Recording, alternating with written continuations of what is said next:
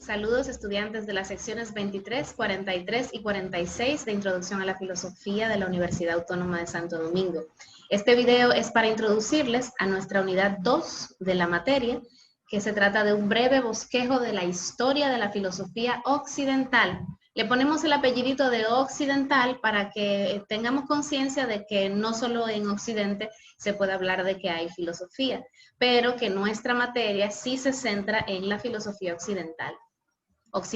¿Cómo así? Vamos a compartir pantalla para que ustedes vean un poco, ¿verdad? Para que aclaremos este concepto que se maneja mucho, pero que a veces hay confusión al respecto. Este es el mapa mundi que conocemos de manera general, ¿verdad? Este es como el gráfico del mundo que tenemos más común, que se ha hecho más popularizado. Que, bueno, América está aquí, Europa está aquí, África está aquí, Asia está aquí está Australia, ¿verdad? Y nosotros estamos ahí chiquitititos en el Caribe. Cuando hablamos de Occidente, bueno, por un lado hablamos de puntos cardinales, ¿verdad? Hablamos de que Occidente vendría siendo el sinónimo de oeste. Entonces, si este es el norte, por aquí está todo es el norte, el sur, el este y el oeste. Entonces, el este vendría siendo el oriente y el oeste vendría siendo el occidente. Cuando esto se divide así, ¿verdad? ¡Pap! Tenemos por un lado el oeste y el este. Esa sería la cuestión. Pero yo sí quiero que comprendamos que esta construcción, aunque es geográfica, también es política, ¿ok? Porque la Tierra, ¿de qué forma es? Redonda, ¿verdad? Es esférica.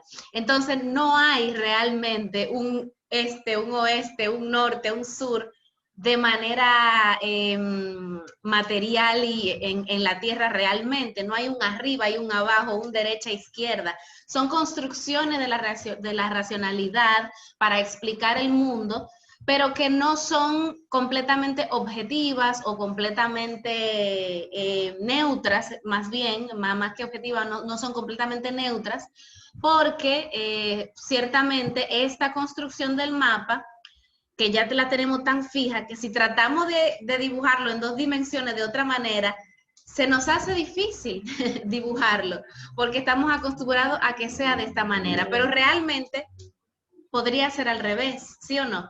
Lo que hace esta construcción es que pone a Europa en el centro y arriba, ¿verdad? Y a veces incluso se exagera el tamaño de Europa.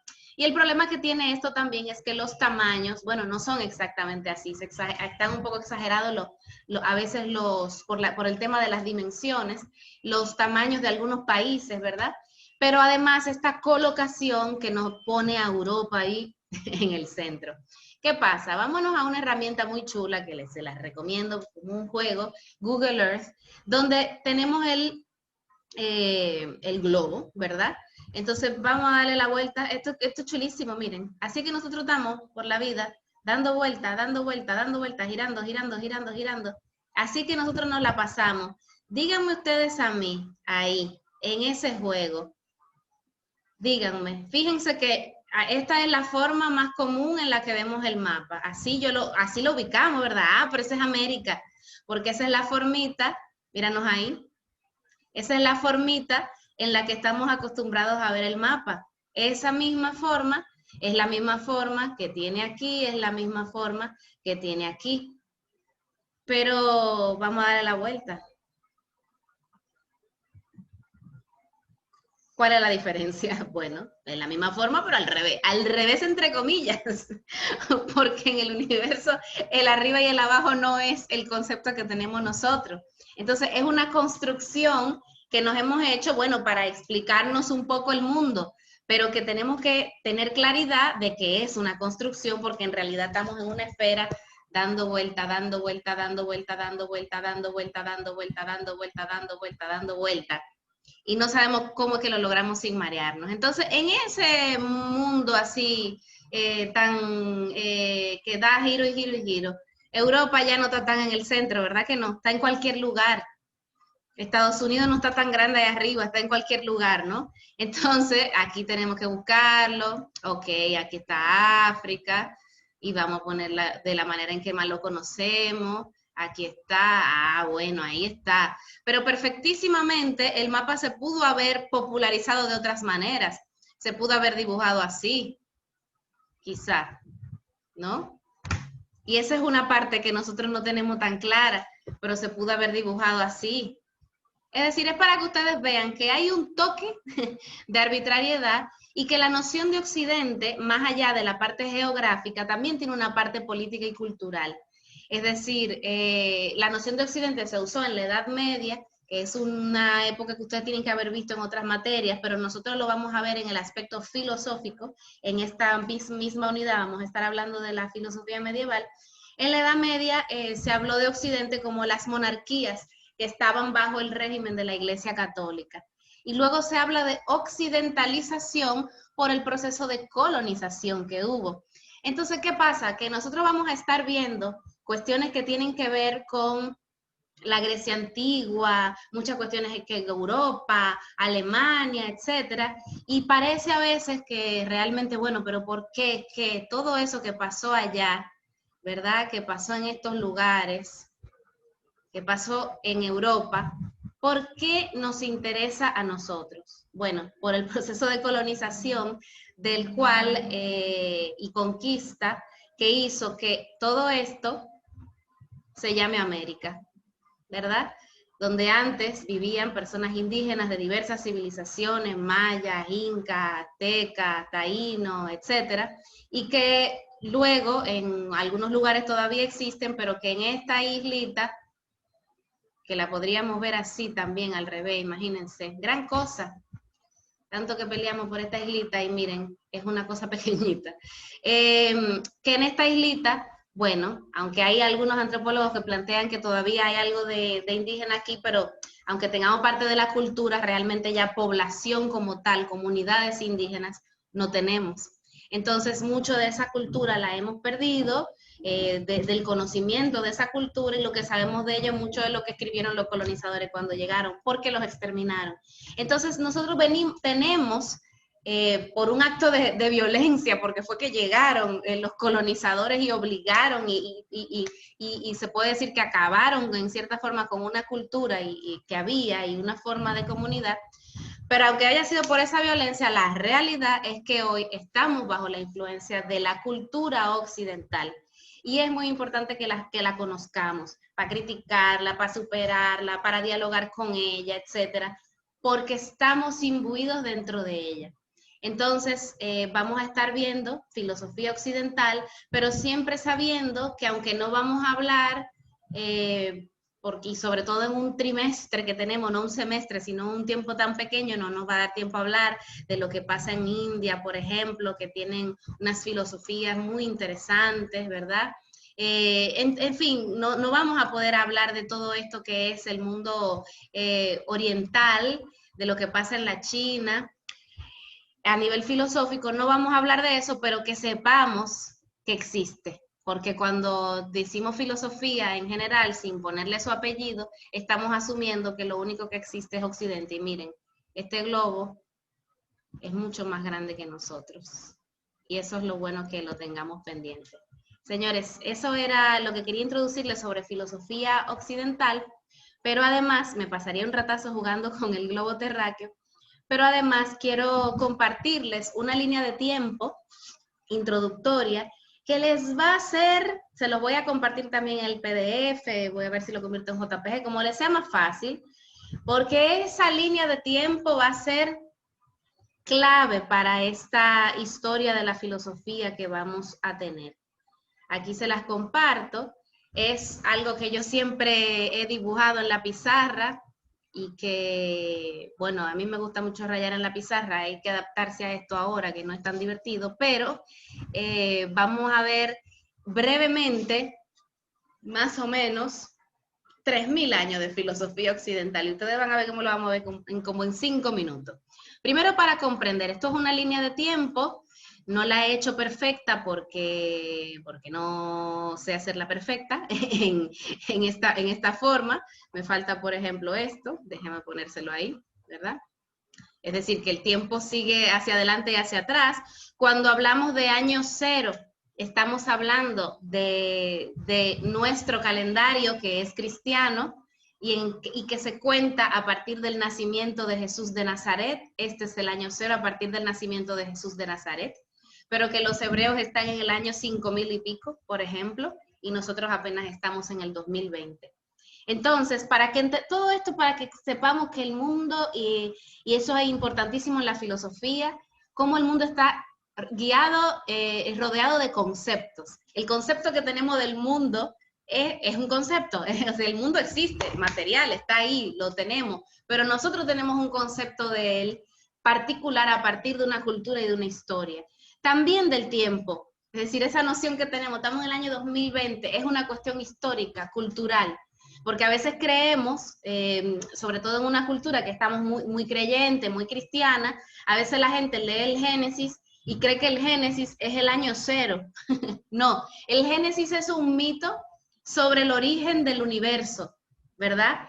Que usted puede creer en lo que quiera, pero es un mito del origen del universo, pero que surge en contexto determinado. Y el cristianismo no es el origen del universo, el cristianismo viene surgiendo aquí, en esta época. Nace Jesús y no nace el cristianismo con Jesús, ¿ok? Porque él no fundó nada, lo funda San Pablo más adelante y los demás. Por aquí viene surgiendo el cristianismo, ¿ok? La filosofía, por otro lado, viene de antes. Estamos hablando de que alrededor del siglo VI antes de Cristo tenemos a los filósofos presocráticos, que son los primeros filósofos que vamos a ver, que también se les llama filósofos de la naturaleza, y ustedes tienen que siempre eso aprendérselo así como que así, que lo principal de los filósofos presocráticos es que estudian la naturaleza. ¿Ok?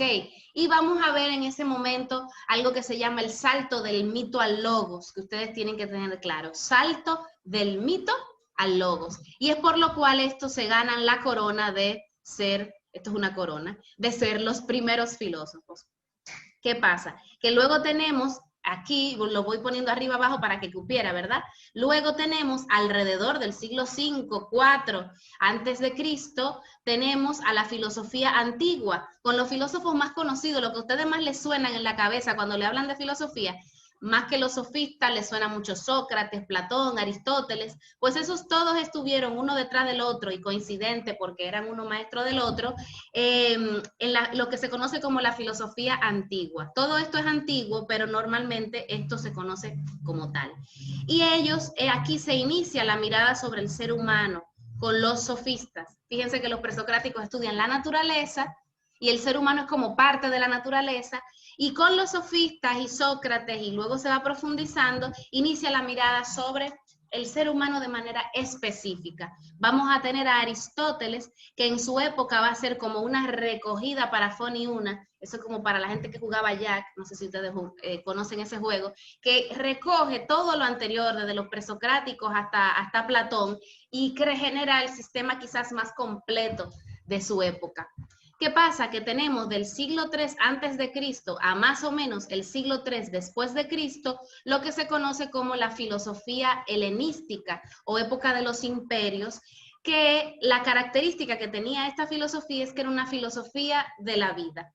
Ya no estudian tanto la naturaleza, aunque a nivel científico sí, se estudiaba en esa época y se estudiaban mucho los astros, pero no a nivel tanto filosófico. A nivel filosófico es más una filosofía que se parece a la filosofía actual como de un poco de autoayuda, aunque ellos no hacían autoayuda, pero es una filosofía más de la felicidad, de la salvación individual. Esa es la filosofía de esa época. Fíjense que es bastante amplia, pero es una época de la que no se suele hablar porque no crearon sistemas tan completos como Platón y Aristóteles, pero igual es muy importante. En esta época es que surge el cristianismo como religión recientemente. Ahí es que surge el cristianismo como religión, y todo esto también atravesado por muchos procesos históricos que nosotros vamos a ir viendo con pinceladas porque nos vamos a centrar en lo filosófico.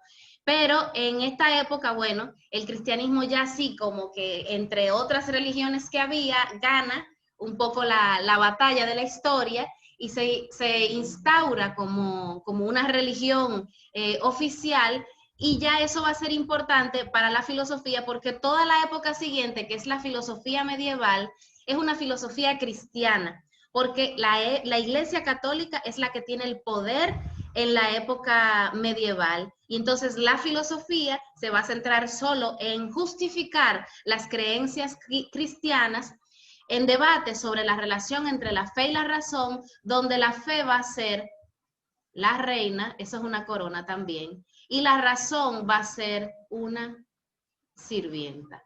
¿Qué les parece? Yo siempre hago esos dibujitos con el marcador, vamos a ver cómo queda ahora. Entonces, eso, la filosofía medieval. ¿Qué pasa? Que en la filosofía moderna, entonces, ¿qué pasa en el siglo XV? Ustedes lo tienen que tener eso clarísimo, que tiene que ver con lo que hemos estado hablando. 1492, siglo XV, ¿qué pasa? Dejo la pausa para que ustedes lo digan en su mente.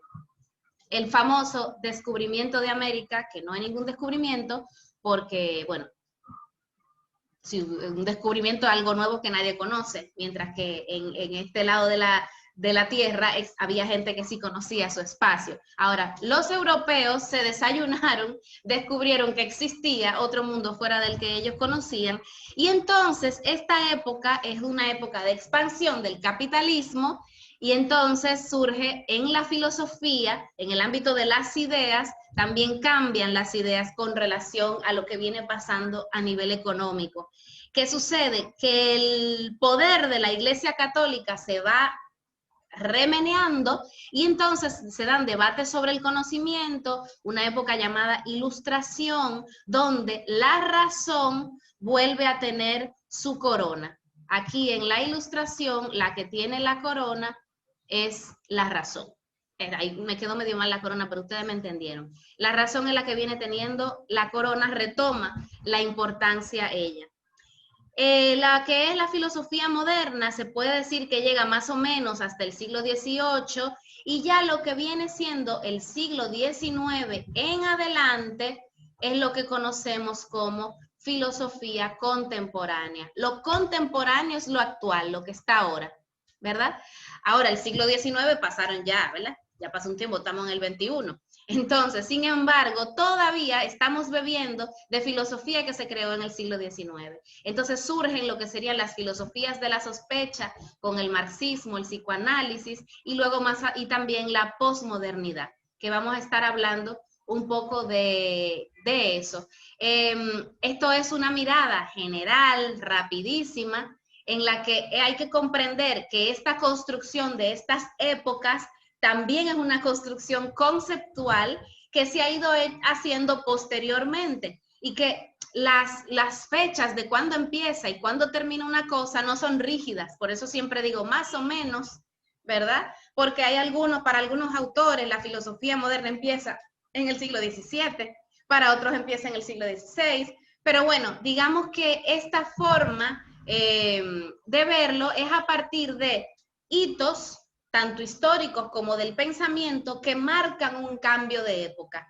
Que eso nadie cuando aparece dice yo voy a cambiar una época. Bueno, los profetas, en esta época todo el mundo decía que ellos eran los profetas que iban a cambiar la historia de la humanidad. Pero más allá de eso, en el pensamiento filosófico nadie dice yo voy a hacer un cambio de época, y normalmente cuando lo dicen no lo hacen, sino que es la noción de que posteriormente la gente que se dedica a la historia de la filosofía va viendo cuáles son líneas generales del pensamiento.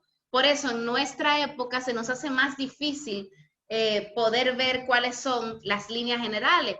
Tenemos algunas líneas generales, pero con más tiempo, más adelante, podrán ver hacia atrás y decir, mira, esta época lo que aportó fue esto y lo que dañó fue aquello.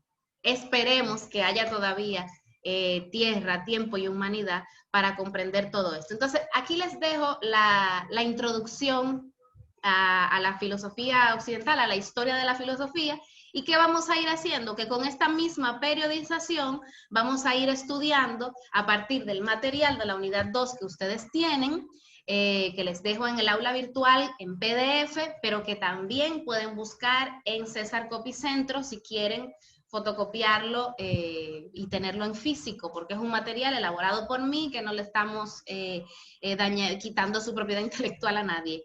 Entonces pueden fotocopiarlo sin problema. Esto lo vamos a ir viendo con videos, va a haber videos de cada una de estas épocas, va a tener su video y el material, y vamos a ir haciendo prácticas sobre video, material para que ustedes se queden. Todo va a ser un poco rápido porque va a ser en 4 semanas que lo vamos a ver, pero a mí me parece importante que ustedes tengan este marco general, porque hoy estamos en una época, parte de la contemporaneidad, es una época de mucha crítica a la filosofía occidental, de mucha crítica a la racionalidad occidental, de mucha crítica a la modernidad, de mucha crítica a la colonización, y para poder criticarlo, tenemos que conocerlo. Hay que conocer al enemigo. Y también esta es el pensamiento que sin darnos cuenta nos ha formado. Y tiene sus cosas muy interesantes también. Entonces, a mí me parece fundamental que como estudiantes universitarios lo manejen. Así que aquí les dejo la introducción a la unidad. Seguimos.